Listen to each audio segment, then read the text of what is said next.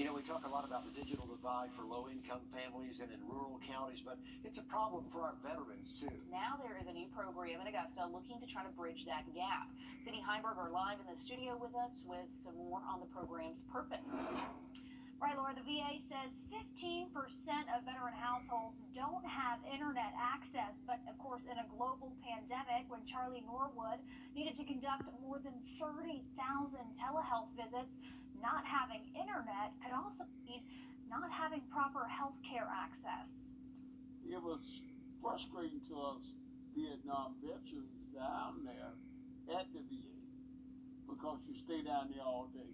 For veterans like Melvin Williams, a trip to the doctors is an all-day affair. When I left Vietnam and everything, I felt helpless. But technology has come a long way, especially in this pandemic. I'm doing all right, Miss Julie. I'm making it, baby. I'm at home. That's what I like about it. If I don't want to go down there, hey, they calls me. Through the VA's Digital Divide program, veterans who prefer to stay home for their health care can do so with loaned devices and medical equipment. We had to close the doors for some of the clinics when the pandemic hit last year. We had to resort to the VA Video Connect, and most importantly, being able to reach as many veterans as we can. Mel learned to take his own healthcare team every day through the VA's online portal using an iPad given to him through Charlie Norwood. I learned how to do all the tests, I take my blood pressure. Knowing full well his doctors are on the other end. So if I gain 5 pounds, I'm going to get called from everywhere. In Augusta, Cindy Heinberger on your side. Glad it's working out right there at home. Local I-Team investigation getting national attention. Greta invited our own full press to talk about a decade of housing at Fort Gordon. For the first time ever, Balfour Beatty agreed to sit down with Meredith to talk about what went wrong and how they're finally making it right for our military families. Meredith, I tip my hat to you. Your journalism and those who work alongside with you and the other journalists who are on this story are making an important change, and so I tip my hat to you. Good work.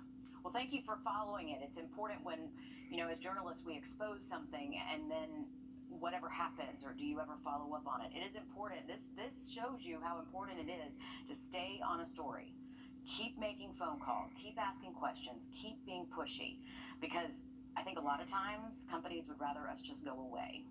But as you know, our I-Team does not go away. This month we should do exclusive plans for a brand new neighborhood set to break ground this summer at Fort Gordon. We also told you about plans to completely renovate another one, so the work is paying off for a lot of our military families.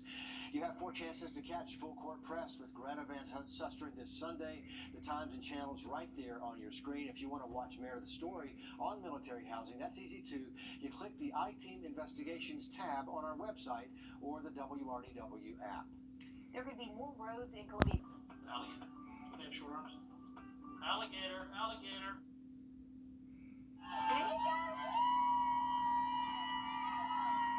And just that, he is off to Charleston. You might remember Lemire Johnson, the first grader, Johnston Elementary School. He needs a life-saving heart transplant. How could you forget his smile, his attitude, just the sweetest little boy. And today his school threw him a goodbye parade as he heads to Charleston to wait on that brand new heart. Our Celeste Springer was there for this big send-off. Hundreds of hearts, all for a little boy who needs just one.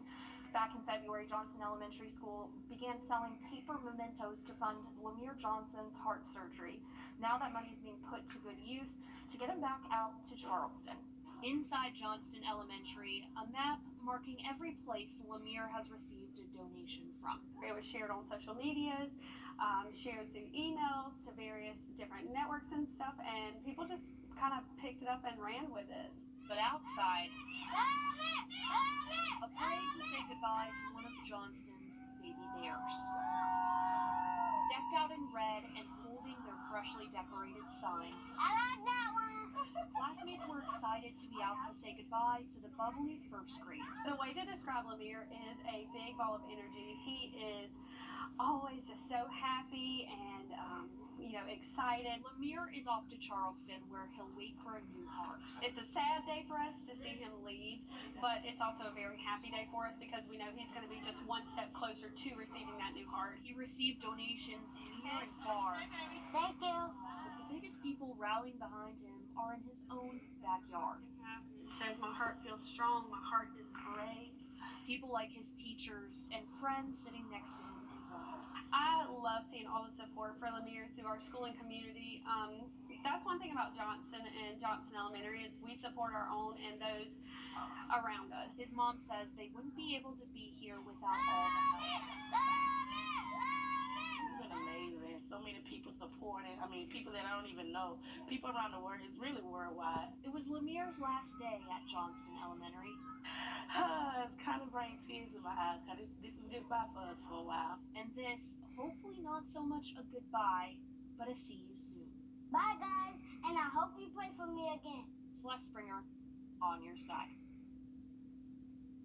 How cute is that? He can count on that. I know a lot of people are going to be praying for him. Absolutely, yeah. Lemire's mom says they've received more than $85,000 since Hearts for Lemire started back in February. Just incredible. And a teacher, Miss Martin at Johnson Elementary School, has been heading this up and handling all these donations flowing in. You saw that map from all over the country. Yeah. So we wish him the best, and we can't wait to see him on the other side. Mom's right. There are people around the world who know this story. Great kid.